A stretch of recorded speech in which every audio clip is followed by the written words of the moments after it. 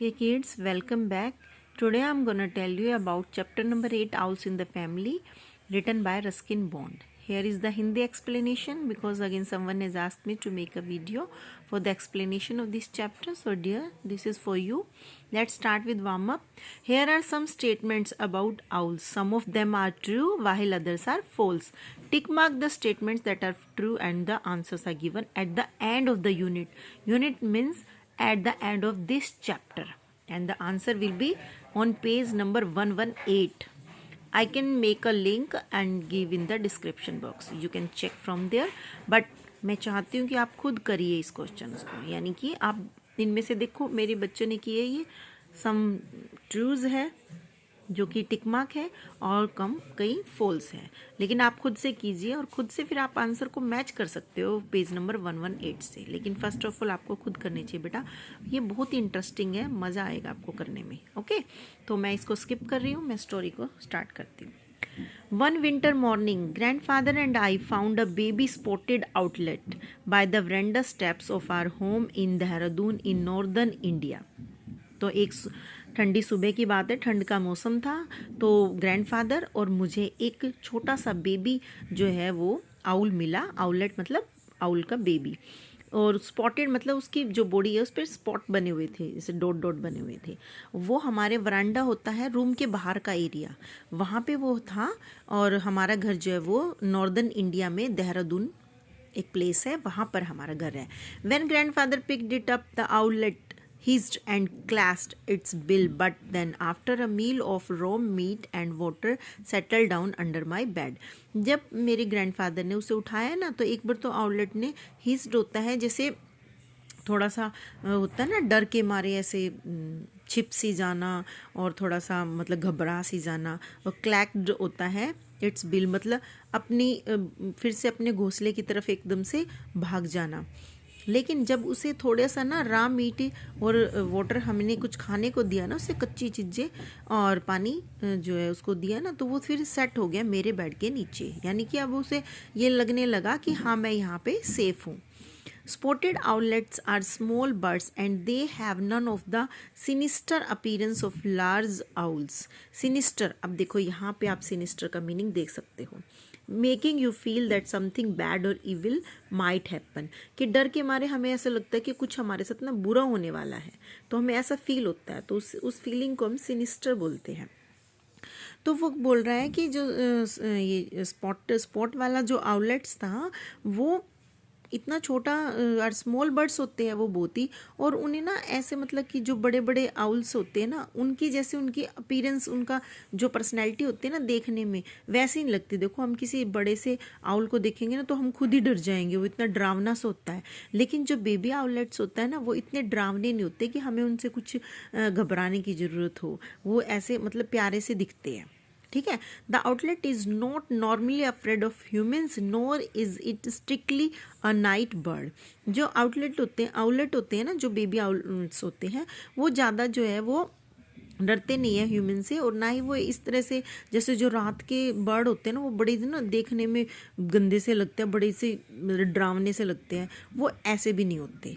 But it prefers to stay at home during the day as it is sometimes attacked by other birds who consider all owls their enemies.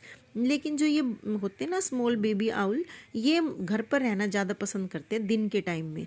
क्यों? क्योंकि इनको ना ऐसा लगता है कि दूसरे जो बर्ड्स हैं ना, वो इन पे कुछ हमला कर देंगे और अटैक कर देंगे, क्योंकि ये तो सब जो बड़े वाले बर्ड्स होते हैं ना, वो ये बेबी आउल्स को ना अपना दुश्मन समझते हैं। ठीक है, तो दैट्स वाई जो है वो जो बेबी आउल्स होते हैं वो दिन में घर में ही रहते हैं और रात को निकलते हैं। लेकिन जो ये है वो ज़्यादा ना इंसान को डराते नहीं है, मतलब डरते नहीं है, और इतना ऐसा कोई नाइट बर्ड के नाम से उनको नहीं बोल सकते हम, ऐसा कहने की कोशिश कर रहा है ये जो कहानी का राइटर है। ओके, नेक्स्ट वो बोल रहा है the little owlet was quite happy under my bed. ठीक है, वो खुश था मेरे बेड के नीचे। The following day we found a second baby owlet in the almost the same spot on the verandah. अगले दिन हमें दूसरा बेबी आउलेट मिला and only then did we realize that where the rain water pipe emerged through the roof. उसके बाद हमने देखा, महसूस किया कि भी जो जहाँ से ना पानी आ रहा था ना, बारिश का पानी आ रहा था, वो वाला पाइप जो है ना वो emerged through the roof, वो छत से आ रहा था वो वाला पानी, ठीक है. Where the rain water pipe, जैसे कि छत का जो पानी होता है ना, बारिश की वजह से भर जाता है छत के ऊपर पानी, और वो ना एक पाइप से नीचे आता है, वो छत से आ रही होती है. तो वहाँ से हमने देखा कि वो चीज़ ना वहाँ से उसमें क्रैक पड़ा हुआ है जहाँ से आउटलेट गिर के नीचे आ जाते हैं. There was a rough sort of nest from which the birds had fallen. ठीक है, वहाँ पे एक रफ सा यानी कच्चा सा एक नेस्ट बनाया हुआ बर्ड्स ने जहाँ से वो बर्ड्स गिर रहे हैं. We took the second young owl to join the first and fed them both. उसके बाद हमने उसको भी उठाया और जो पहले वाला था उसके पास रख दिया और दोनों को ही खाना खिलाया इकट्ठे. फेड होता है उनको, फीड फेड उनको कुछ खिलाना, जैसे इधर रा मीट खिलाया था ना, कच्चा मांस, ऐसा कुछ. When I went to bed they were on the window ledge just inside the mosquito netting. जब मैं I went to the bed, जब मैं बेड पे गया सोने के लिए, there on the window ledge, दोनों ही जो थे ना बेबी आउलेट, वो जो हमारा जो मच्छरदानी थी ना, मॉस्किटो नेटिंग होते हैं, मच्छरदानी लगाई हुई थी, उसके पास विंडो में बैठे हुए थे. ठीक है. And later in the night their mother found them there. और रात को काफ़ी लेट के बाद मैंने देखा कि उनकी माँ भी उनके पास बैठी है, उन्होंने उसे ढूंढ लिया है. From outside she crooned and gurgled for a long time. देखो crooned क्या होता है, यहाँ पे देखिए आप, crooned and gurgled, made soft pleasant sounds.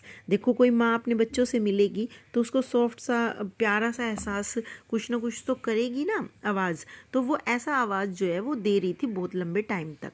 And in the morning I found that she had left a mouse with its tail tucked through the netting.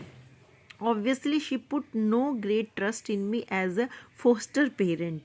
अब क्या हुआ, इन द मॉर्निंग हमने ये पाया कि उसने एक ना चूहे को वहाँ पे छोड़ दिया, with its tail tucked through the netting. जो वहाँ पे मच्छरदानी लगी हुई थी ना, उससे उसकी पूंछ लटक रही थी और उसने चूहे को, यानी कि शी का मतलब है जो उनकी मदर थी, मदर आउल थी, उसने चूहे को उनके पास छोड़ दिया था और वो उसकी पूंछ जो है वो मच्छरदानी से बंधी हुई थी, मतलब.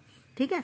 और ऑब्वियसली यानी कि देखो ये तो बात है ही कि फोस्टर पेरेंट वो होते हैं जिनका अपना बच्चा नहीं होता कोई, मतलब फोस्टर पेरेंट वो होते हैं जो उसकी अपनी माँ नहीं थी, माँ बाप नहीं थे, मतलब एक तरह से हमने उसे बचाया था. मतलब राइटर बोल रहा है कि मेरे ग्रैंडफादर ने और मैंने उस दोनों बेबी आउलेट को उठाया था, हम उनको खाना खिला रहे थे, हम उनकी परवरिश कर रहे थे, लेकिन उनकी असली माँ तो वही थी ना जो आउल जो उनको मिलने आई थी. तो उन्हें विश्वास नहीं था कि इनको खाना खिलाएंगे या नहीं, तो वो विश्वास नहीं कर पा रही थी, इसीलिए उनके खाने के लिए वो एक माउस लेके आई मरा हुआ. ठीक है. तो फोस्टर पेरेंट वही होते हैं, ये देखिए आप, foster parent, one who takes care of a child without being the child's legal parent, जो कि टेक्स केयर करते हैं अपने किसी बच्चे की, लेकिन वो उसके लीगल पेरेंट नहीं होते, मतलब उन्होंने उसको जन्म नहीं दिया होता, बाय बर्थ वो उसके पेरेंट नहीं होते, उन्होंने उसको एडॉप्ट कर लिया है या ऐसे प्यार से खिलाने लग जाते हैं बस. जैसे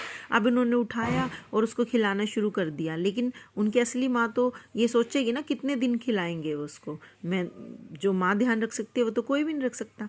तो उसको ट्रस्ट नहीं हो रहा था, इसीलिए वो एक मरा हुआ चूहा उनके पास खाने के लिए छोड़ गई. Okay. The young birds thrived and 10 days later grandfather and I took them into the garden to release them. अब देखो thrived आप देखिए, thrived होता है grew well, अच्छे से उनकी परवरिश होना, अच्छे से उनका बड़ा होना.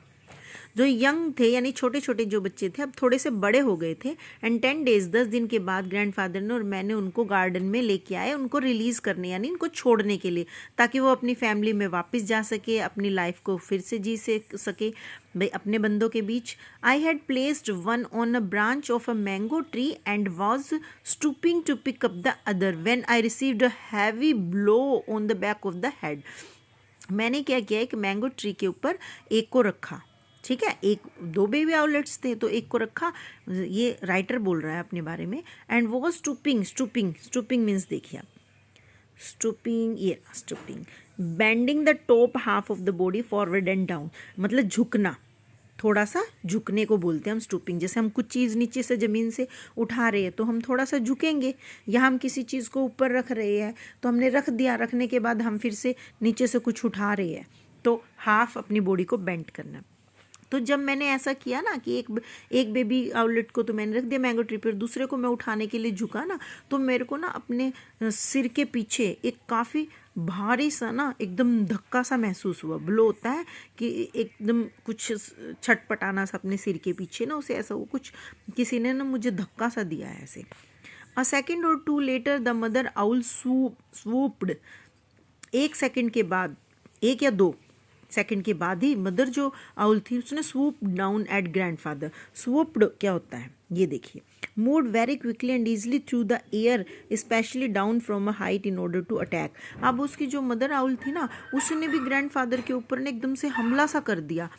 ठीक है, वो इतनी तेजी से और इतनी मतलब कि इतनी तेजी से और इतनी ऊंचाई से उसने इस तरह से एकदम से हवा की तरफ रुख किया कि भाई वो एक तरह से अटैक सा लग रहा था हमें। But he was agile enough to duck out of the way. लेकिन जो मेरे ग्रैंडफादर थे वो इतने ज़्यादा एजाइल होता है एकदम चुस्तीला, मतलब काफ़ी एक्टिव को कहते हैं I think so, able to move the body quickly and easily. हाँ बिल्कुल, जो काफ़ी चुस्त होते हैं ना भागने दौड़ने में और काफ़ी मतलब कि अपना प्रोटेक्शन करने में ऐसे फुर्तीला होते हैं। तो उसने ग्रैंडफादर के बारे में बोला है कि मेरे ग्रैंडफादर ने किसी तरह से मैनेज कर लिया कि वो अपने आप को बचा सके उसके हमले से, और उसने एकदम से रास्ता छोड़ दिया उस मदर आउल के लिए। ठीक है, तो 1 या 2 सेकंड के बाद ही मदर आउल ने इस तरह से हमला सा बोल दिया, तेजी से वो हवा में आई और एक ऊंचाई से अटैक सा करने लगी। ठीक है, okay, now I end this portion and start with the another one. Okay, bye.